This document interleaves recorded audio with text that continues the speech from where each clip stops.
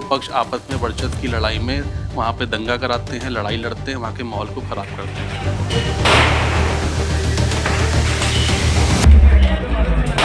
ये पुलिस अपने बचाव के लिए कर रहे हैं, क्योंकि पुलिस बुरी तरह फंसी हुई है और इनकी गोली से इनके मारे हुए लोग हैं वो 4 लोग। रविवार को संभल में ऐसा संग्राम छिड़ा जिससे सड़क से सियासत तक भूचाल आ गया। इस हिंसा में अब तक 5 लोगों की मौत हो गई है और मामले को लेकर अभी तक तनाव है।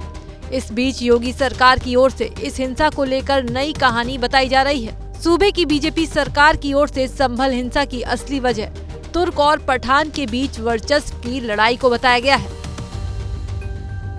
एक पक्ष सांसद का पक्ष है, एक पक्ष समाजवादी पार्टी के विधायक का, मौजूदा विधायक का पक्ष है, और ये लगातार पिछले कई सालों से देखने को मिला है, या मेरे को तो पीढ़ियों से देखने को मिल रहा है कि ये दो पक्ष आपस में वर्चस्व की लड़ाई में वहाँ पे दंगा कराते हैं, लड़ाई लड़ते हैं, वहाँ के माहौल को खराब करते हैं। और यही संभल में हुआ भी कि ये दो पक्ष आपस में लड़ाई भिड़े, गोलीबारी आपस में करेगी, पत्थरबाजी करी गई और वहाँ पे दंगा कराने का प्रयास किया।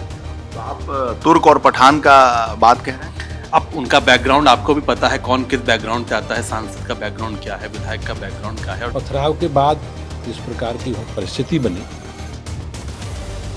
ये कहीं ना कहीं समाजवादी पार्टी का जो आपसी वर्चस्व की लड़ाई है, उस वर्चस्व की लड़ाई के कारण ही ऐसा हो पाया। इस समाजवादी पार्टी का अंतर्विरोध है इनमें आपस में, और दो परिवारों के में जिस प्रकार से वहाँ प्रतिस्पर्धा है समाजवादी पार्टी की राजनीति को नेतृत्व करने की, उसी कारण उन्हीं लोगों ने लोगों को भड़काकर ये घटना को अंजाम दिया है।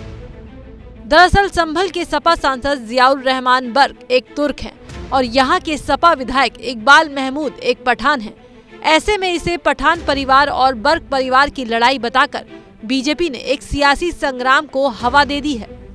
हालांकि विपक्ष ने बीजेपी नेताओं के इस बयान पर पलटवार किया है। एक ओर जहां सपा नेता माता प्रसाद पांडे ने पुलिस को बचाने का आरोप लगाया, तो वहीं कांग्रेस सांसद इमरान मसूद ने इस हिंसा को पुलिस बनाम मुस्लिम बताया है।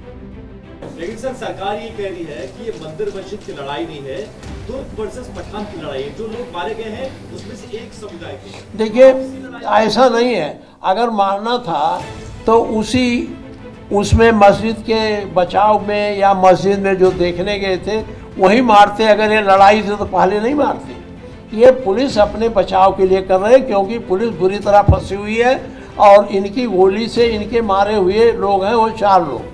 अब इसकी जब निष्पक्ष जांच होगी तब इसका पता चलेगा। ये सब बकवास है। 5 लोग मरे हैं और पुलिस की गोली से मरे हैं। पुलिस ने गोली चलाई है, सीधे पुलिस गोली चला रही है। इस तरह कर करके वीडियो फुटेज है कि इस तरह गोली मारी जा रही है, राइफल लोड कर करके सीधे सामने तस्वीरें दिखाई दे रही हैं। आप मतलब प्रत्यक्ष को प्रमाण की जरूरत कहाँ है? वो तो प्रत्यक्ष रूप से दिखाई दे रहा है। सीधे गोली माथे पे लग रही है, छाती में लग रही है। बहरहाल सपा और कांग्रेस के विरोध के बीच बीजेपी नेताओं के सवाल उठाने के बाद यूपी पुलिस अब तुर्क और पठान वाले एंगल से भी मामले की जांच में जुट गई है।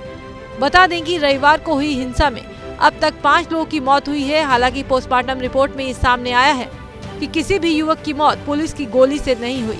हालांकि विपक्ष इसे लेकर भी सवाल खड़े कर रहा है और पुलिस और सरकार के रवैये पर सवाल खड़े हो रहे हैं। ऐसे में बीजेपी के तुर्क और पठान की वर्चस्व वाली लड़ाई के नए एंगल ने सियासत को दूसरी दिशा में ही मोड़ दिया है। बहरहाल आपको क्या लगता है, क्या संभल में भड़की हिंसा के पीछे तुर्क और पठानों के वर्चस्व की लड़ाई है या पुलिस बनाम मुसलमानों की? ये हमें कमेंट करके बताएं और देश दुनिया की तमाम खबरों के लिए देखते रहिए एबीपी लाइव।